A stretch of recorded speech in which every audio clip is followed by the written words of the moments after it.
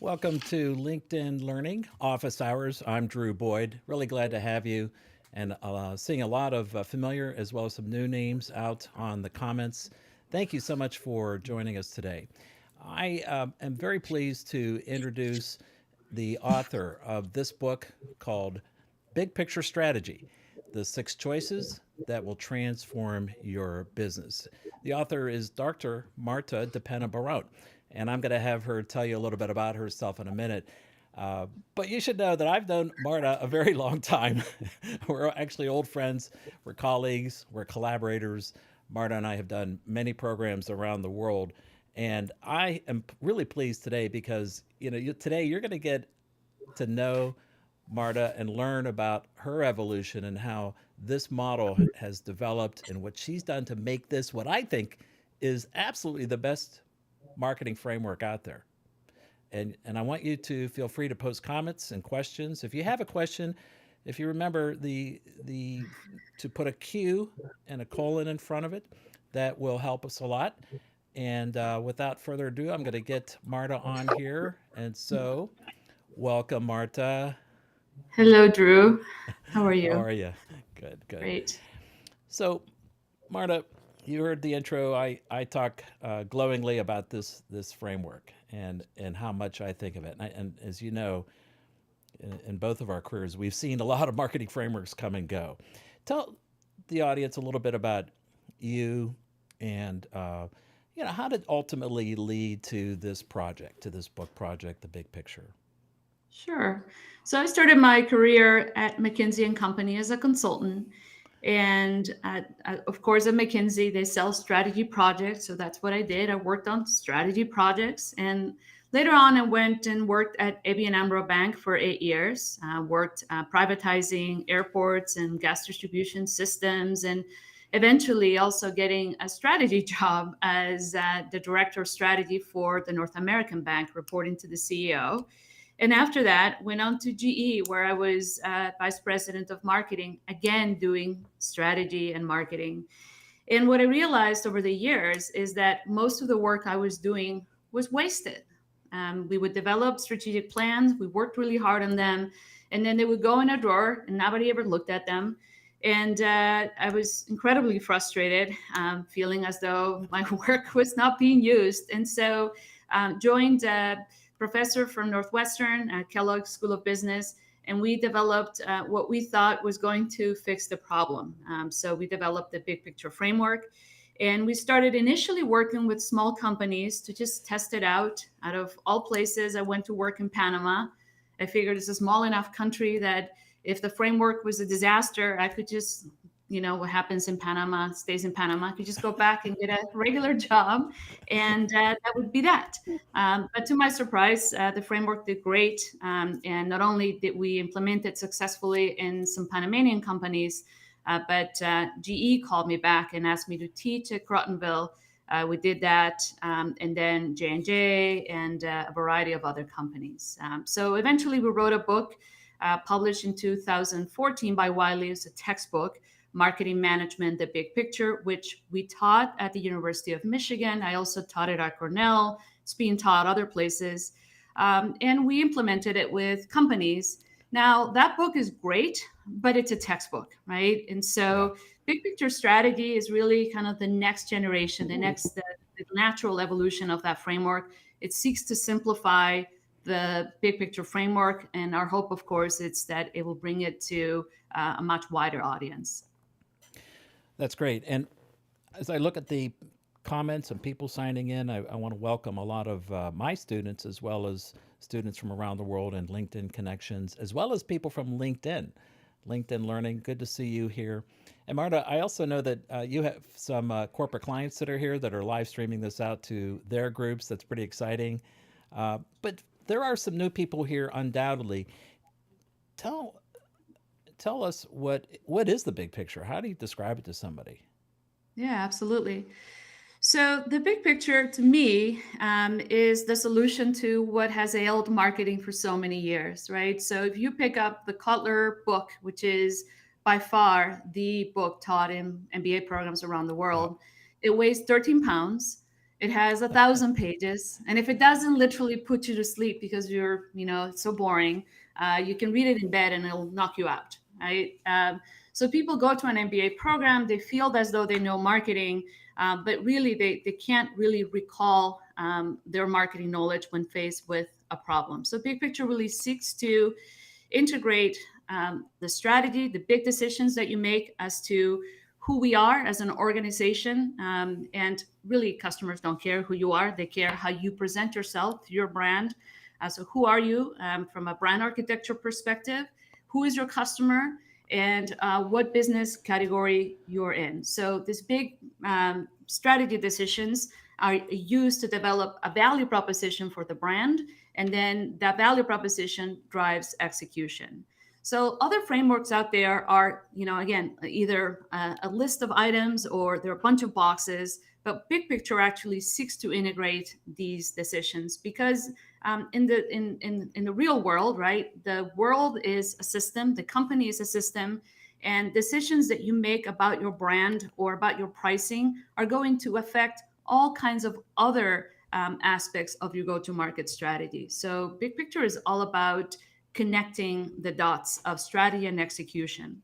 Now, people think strategy is really complicated, but actually, when you think about it, there are just four go to market strategies. So, Yeah. strategy requires choice. And what we noticed in organizations is that leaders have lots of disincentives to choice. So, when you stand up in front of a group and you advocate for a particular course of action, it's clear what you're giving up. But actually, what you're getting is uncertain, it's in the future, Yep. and so what people end up doing is they end up with 20 must wins. So 20 things that the commercial team needs to get done. And of course, that's impossible, right? So we're set up for failure when we're trying to do too many things. So the idea of the framework is there are just four go to market strategies. And in order to choose one of them, you've got 6 variables, right? You need to think about your brand. You need to think about the bodies, really important, right? Who are your customers? Yep.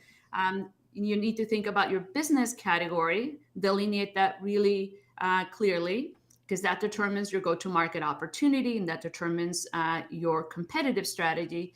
And then you need to think about the beliefs that you're trying to change in those customers, and therefore, what is your value proposition? You need to think about behaviors. So, what are you trying to get people to do that's different from what they're doing today? And lastly, of course, you need to set up a metric system so you can learn the benchmark. So, 6 interdependent variables, 4 go to market strategies, but they're connected. And that's the key. I think the thing I liked about the model when I first learned it during my tenure at Johnson and Johnson was the linkages, right? Right. And how many times have you heard me tell the story about marketing students or corporations? They create marketing plans with great strategy and great tactics. The problem is they have nothing to do with each other. There's no Right. linkage, and you've broken this down to a point where those linkages have to happen. And I think it's one of the major strengths. Checking out the comments here. If you have a question for Marta, just pop it into the comments. We're both monitoring those. If you wouldn't mind, just put a Q in front if you remember and a colon, and then give us your question. Marta, writing a book is a lot of work. Yes. As you know and I know, it's not our first rodeo. What was the What's the most fun you had with this particular project, or what part of it do you like the most? To me, it's just really refining the logic of a framework that I knew worked. But some of the terminology we were using, and again, the format of that textbook, I think was getting in the way of engaging a wider audience. So it's refining the logic, simplifying Yeah. the logic. And one of the things the new book does is it brings the 4 strategies forward. So the way that we think about strategy is not, something that gets developed in a dark wood panel room as we did at McKinsey, and that people end up paying millions of dollars as a consulting project to obtain. But really, strategy is about figuring out what group of customers you want to go after and devising a plan to change their behaviors by changing their beliefs. So bringing those 4 strategies forward in the book and the framework, I think was really key to engaging people to think about strategy in a totally different way. Yes, it's complex, but ultimately they're just 4 go-to-market strategies. The other thing I had fun doing was really writing about one of my favorite brands of the pandemic, Peloton. So something that happened to me during the pandemic was that I found myself riding my bicycle outside or riding the Peloton indoors. And if you read the new book, unfortunately, Peloton stock now is not doing so well. But it was really fun to bring my personal interest in that brand into the book, and just in general, coming up and refreshing all the examples that we know apply to this strategy archetype. And we do have a question popping up here about the reference to Peloton. And what is your take on what's currently going on with the company? The layoffs, the Yes. CEO stepping down. I mean, it was a dramatic turnabout. Talk about it from a big picture point of view. What happened, do you think? And what is their potential workout? How do they go? How do they go forward? Right. I mean, I think in some ways, Peloton communicated communicate expectations that the brand really couldn't meet in terms of their target market. So, how many millions of users can they really get on the platform? What they've done with pricing, it seems, pricing is really interesting, right? It drives immediate revenue, but it can certainly lead you down a path of brand destruction, brand value destruction. So I think that they've overextended themselves. And then there were some unfortunate mishaps, be it Christmas, over a year ago when they had that commercial that really misrepresented who their target audience was. They got a lot of negative publicity around that. I think it's still a strong brand, and I'm hopeful that the new CEO will stick to the core. The core model that really drives their loyalty. They have incredibly loyal customers still, Yeah. 99% retention rates, and incredibly heart loyal customer base.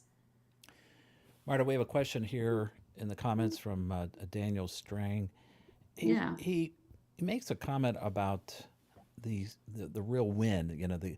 The key win in big picture is that it helps stakeholders better understand and limit their focus, their risk Right. and anxiety, and shift them into manageable frames. Give us some examples of what you've seen in the corporate world, use cases, you might say, or examples. Tell us what's going on out there with big In picture. terms of the framework. Yeah, who's using it? How Yeah, are they? Well, absolutely. you probably can't name specific names, but if you give us some examples of companies, what they've done with it, what's the typical model of what happens when a company starts adopting the big picture framework? Right. So the framework is really all about lifting the commercial competency of the organization. And although marketers have been talking about how important customers are since the 1960s, most business to business and technology driven organizations are still managing to maximize product margin. The framework really changes that, but it does require commitment, right? So Yeah. the way that we normally work with companies is to engage, if we can, the leadership team, and get them to really embrace that questions like who are we as an organization need to be driven from the top, and then need to be bubbling up from the bottom of the organization as well. So, who are we? What does our brand stand for? What kind of culture do we need to create that reflects that brand and its values? And then, what business are we in? And then, exactly as Daniel was saying, when you know who you are and then you know what core competencies you have and what strategic assets you have, it really that core competence knowledge becomes a filter through which you look at the world. So you no longer have the anxiety of I need to fill white space or go fill out and discover blue Yeah. oceans, but you really focus on what you're good at, and build from a place of strength. So I want to bring up a question up here on the comments. It's from Adam Tiffany, and he says, "Can you discuss the framework?" What I like about it is that he is an engineer, and why would an engineer? I mean, Adam, it's great to have you, but how can engineers, how can non-marketers benefit from the big picture? So the big picture is a method that anyone, any organization who serves clients, be it a nonprofit, a for-profit, business to business, business to consumer, can use to organize how they go to market. Um, so the idea of the big picture is it's a systems-based idea. So it's moving away from marketing or strategy as either something that's too complex for people who are not MBAs to know, or it's not integrated, so it's kind of hard to execute on. To move from that to understanding that A, this is all common sense, but B, in organizations, common sense gets lost because people live in a bunch of silos. So the idea of the big picture framework, again, it's um, bringing down the kind of the strategy house to something that anyone can understand. Questions like who are we, what are we good at, where are we going, what business are we in, the choice of what business you are in, it's what we call the category choice, is tremendously important. And people who, a lot of people even in strategy don't think about this very much. So if I am launching a sugar, additive or sugar substitute, is it an artificial sweetener? Is it a natural sweetener? Is it something else? If I'm launching a car, say I'm Tesla, am I launching an all electric car? Am I launching a performance vehicle? Am I launching something in the middle? So, this question of a category creation determines how people view your brand, choose the company that you want to keep, your competition. And then obviously then determines what customers are going to expect from you. So you start with those choices. So who are we? Who is our customer? What business category are we in?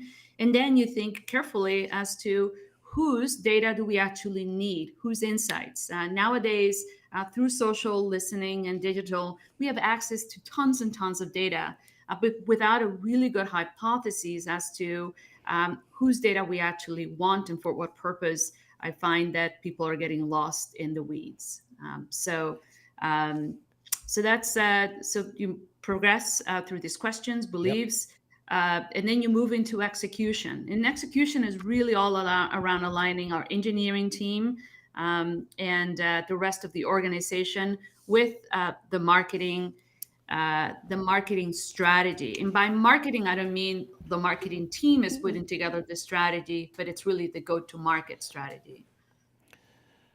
Good. Okay, another question here from Paul Moran. Paul, I'm going to put your question on the screen. What has been the biggest challenge for organizations when trying to implement the big picture strategy? Any common themes to overcome when trying to get buy-in? Boy, have we Yeah. have we run across that a lot. Yes. I think one of the themes is sort of FOMO, framework FOMO, right? Yeah. So there are a variety of frameworks out there, whether it's Lean Startup or Blue Strategy or Business Model Canvas or et cetera, et cetera. So every 4 steps to the epiphany. So every year you're going to be seeing a variety of management books coming out, each spousing something that's relatively similar, but with a slightly different bend. I think any framework, in a sense, can be useful, but trying to adopt all these frameworks, it really does mean that you're trying to bring a variety of languages to your house. It's impossible to communicate that way. So I would say one of the challenges is getting people to adopt not templates. I know that people feel as though perhaps the way to get everyone aligned is to get everyone to fill out a template. So it's not the template that's important in my mind, but it's committing to certain tools that everyone in the organization uses, and they use the same vocabulary around those tools as well.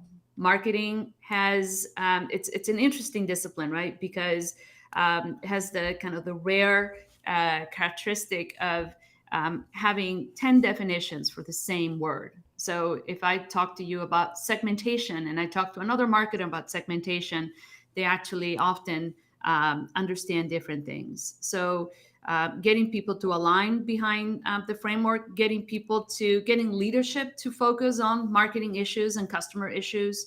I think that's a hurdle to overcome.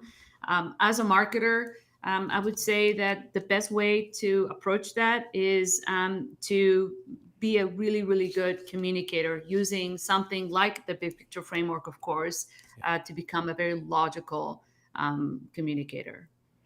So here's a comment from one of my students. Sorry, these are sort of in the way here, but if you read this from one of my students, Jonathan Gabby. Jonathan, thanks for joining us and thanks for your comment. He says, I love how the framework assesses the strengths of the business and immediately leads with the strength. And he, of course, I think he's referring to our good old friend, the core idea of core competence. Talk a little bit about core competence and how central that is to how marketers think about what they're going to do in the marketplace.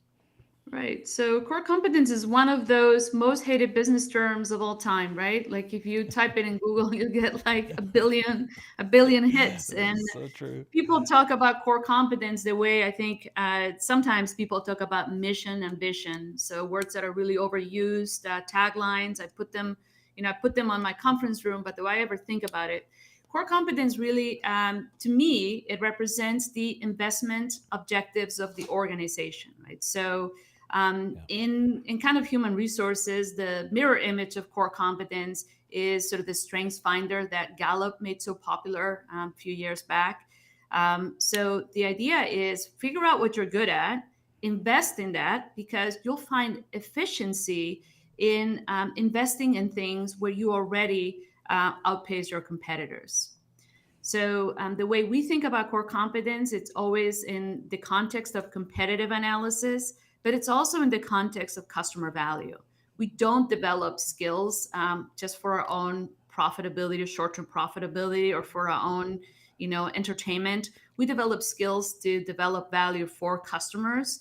And when you think about it that way, you realize that core competence is this internal kind of construct that it has meaning once you connect it to the brand, right? So the brand being why people choose you. It's a unit of choice in a sense in the market.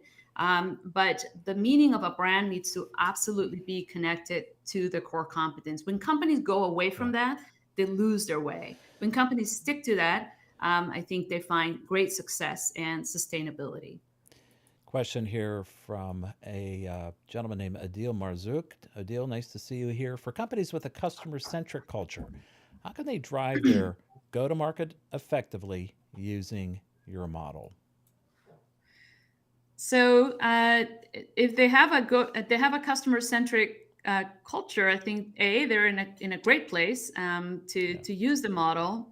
The model, though, what it does is it provides a common language for everyone in the organization to communicate about customers.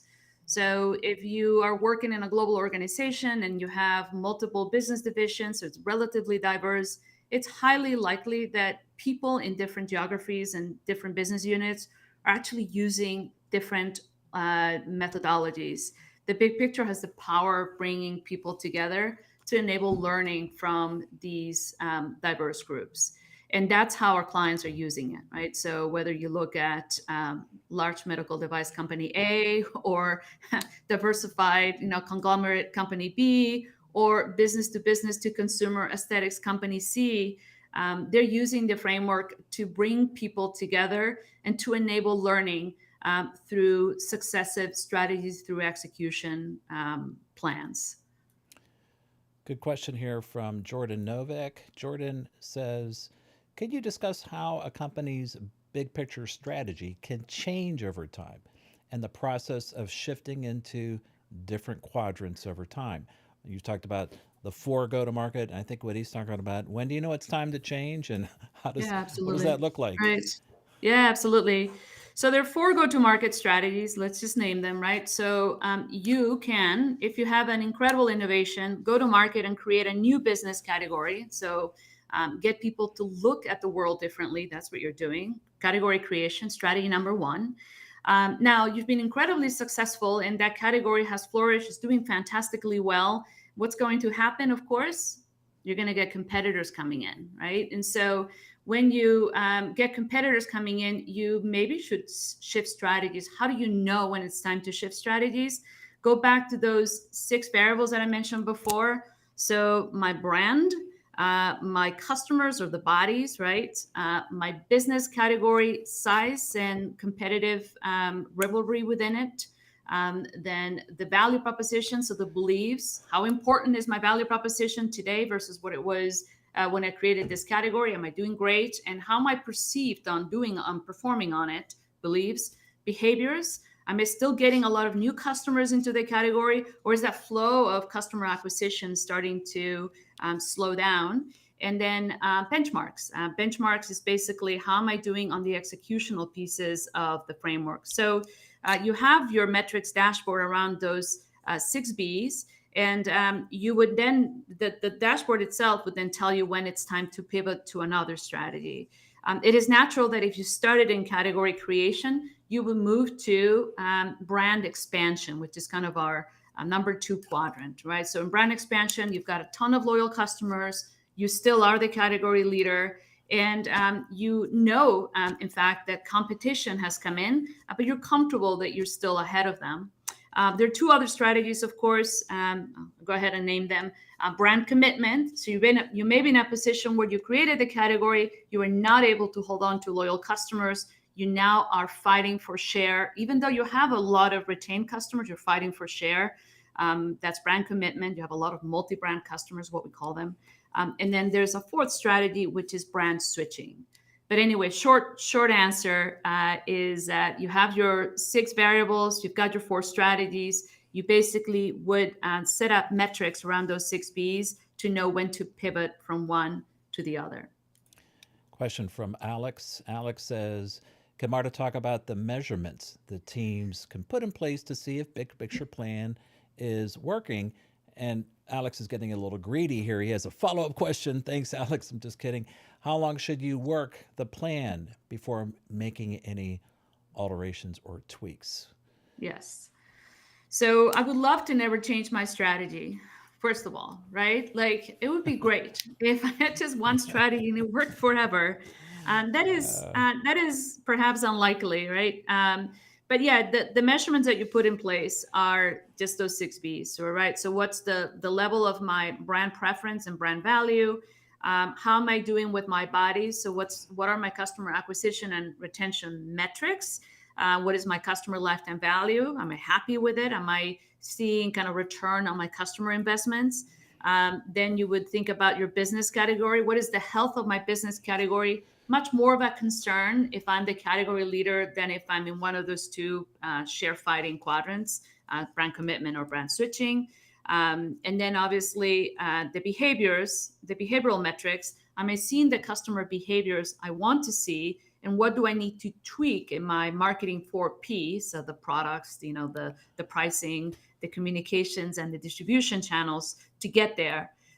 So you would want to be setting those metrics. And then in benchmarks, we have other kind of operational metrics. When is it time to pivot? Again, the metrics will tell you. And it's really not a question of time as much as it's a question of the health of your plan relative to the investment that you are making. Well, what do we have here? This is Tom Knox. Tom asks, we have adopted the blue ocean strategy, but it seems to have exhausted its meaning. The big picture strategy appears to cover a larger set of variables that would be more valuable than the blue ocean. I could not agree more. And that may surprise you. No, just kidding. Yes.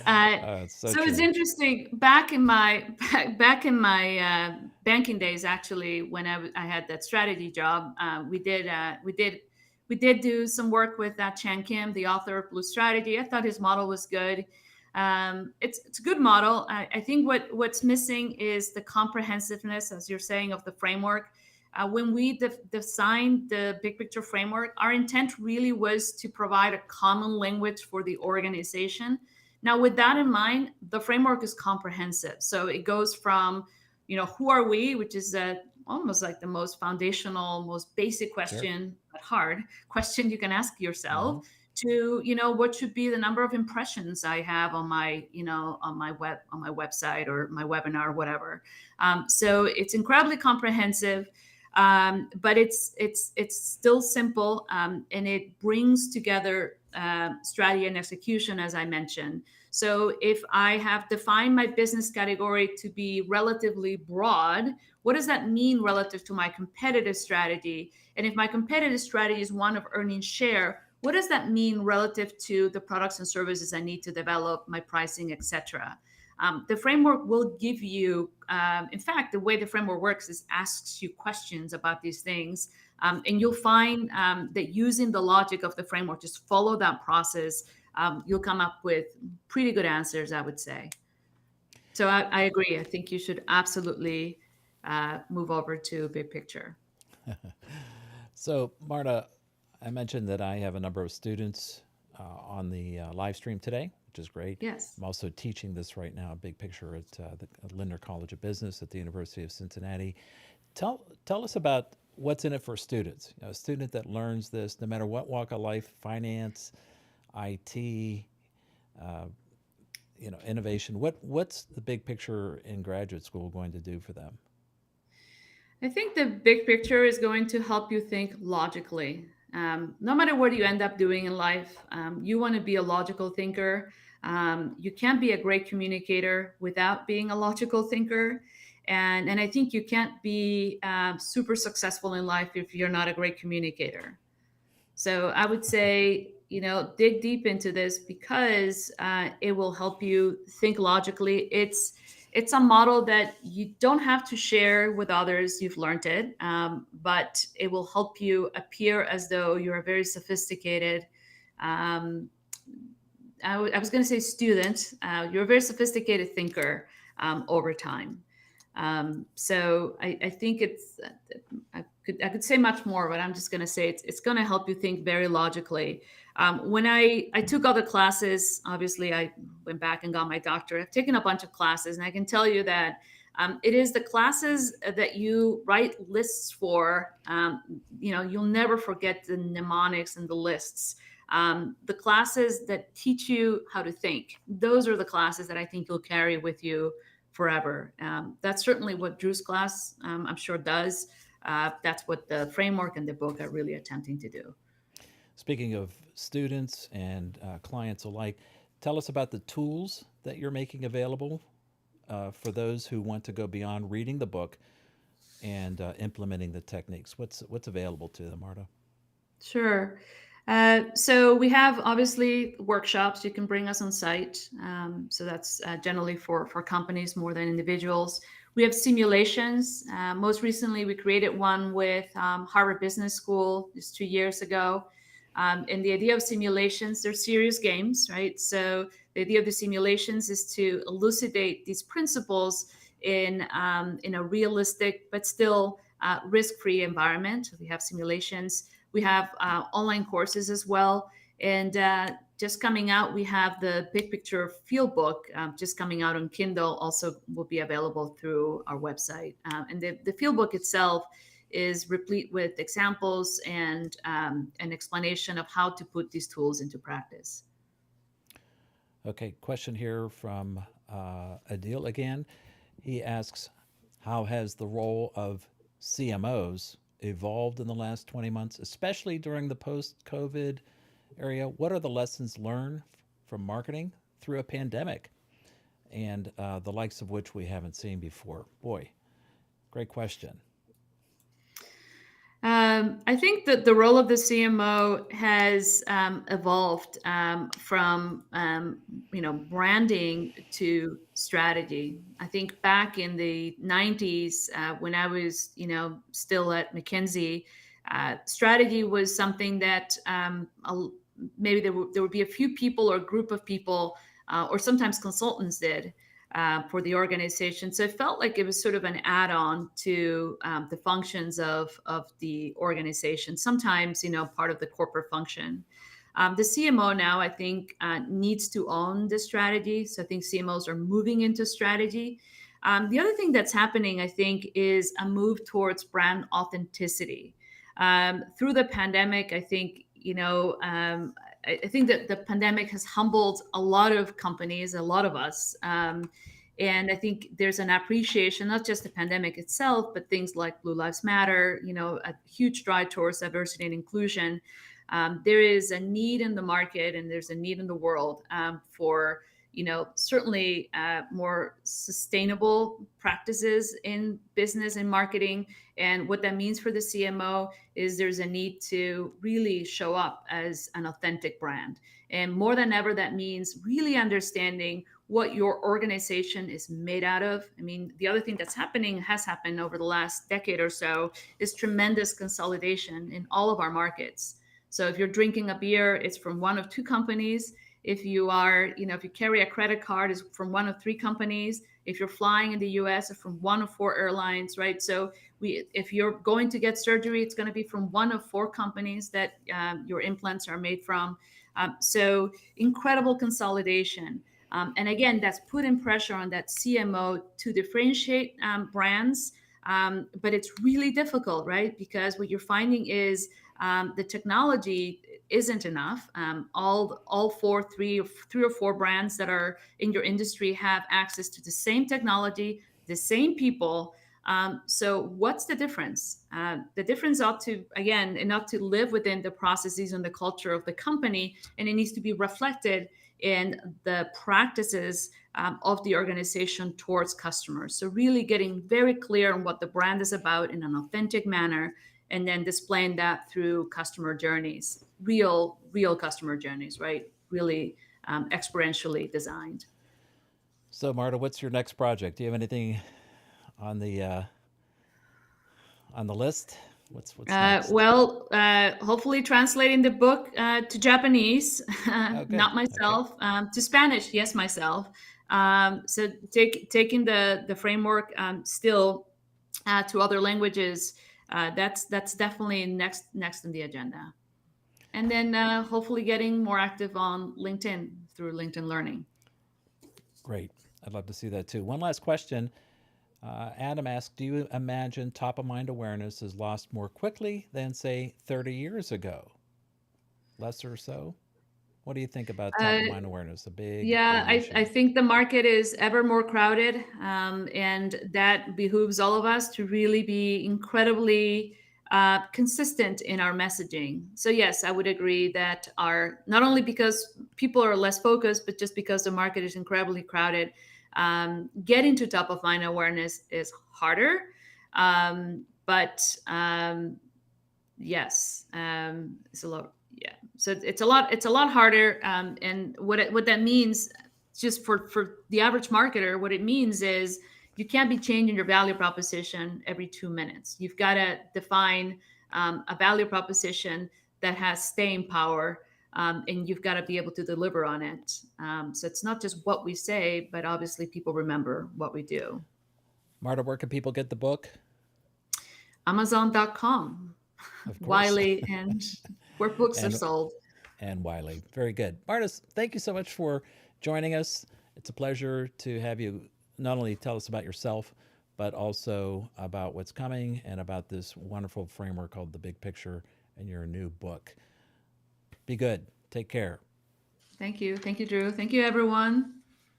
So, thank you very much for your engagement. I hope you enjoyed that as much as I did. It's always fun to hear about how this model has evolved and see how it's being taken into market. So, last couple comments here. Just be sure to check into my podcast. Love to see you listen to that. We have a podcast come out every Monday. And also be sure to follow me on LinkedIn, follow or connect. I'm happy to do either. And also next week at my regular time, we'll be covering careers in healthcare marketing and sales. with my good friend Doug Ladd, who is amazing, has had just a wonderful career in the healthcare space, and he's going to tell you all about the things that he is up to as well. So I hope you can join us. That's back at the regular time, 11 a.m. Eastern Time, next Tuesday, March 1st. Thank you very much.